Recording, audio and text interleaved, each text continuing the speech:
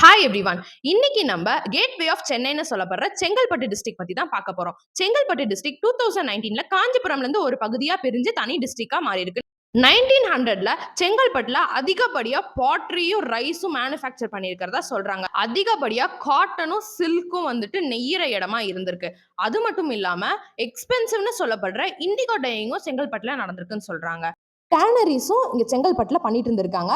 அதாவது அனிமல்ஸோட ஸ்கின்னை லெதர் ஆக்குற ப்ராசஸிங்கும் இங்க நடந்திருக்குதுன்னு சொல்றாங்க.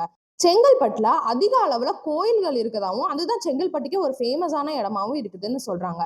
சவுத் ஈஸ்ட் ஏஷியாவிலே லார்ஜஸ்ட் ஜூன்னு சொல்லப்படுற அறிஞர் அண்ணா ஜுவாலஜிக்கல் பார்க்கும் செங்கல்பட்டுல தான் இருக்கு. மகாபலிபுரத்துல இருக்கிற ஸ்கல்ப்சர்ஸ் மான்யூமெண்ட்ஸை பத்தி தெரியாத ஆட்களே இருக்க முடியாது. அதுவும் இல்லாம அது ஒரு பெஸ்ட் டூரிஸ்ட் பிளேஸா இருக்குது. நீங்க செங்கல்பட்டு போனீங்கன்னா எங்க விசிட் பண்ணுவீங்கன்னு சொல்லிட்டு கமெண்ட் செக்ஷன்ல கமெண்ட் பண்ணுங்க. நான் கண்டிப்பா மகாபலிபுரம் போவேன். இன்ட்ரெஸ்டிங்கான டிஸ்ட்ரிக்டோட அடுத்த வீடியோல பார்க்கலாம். By everyone.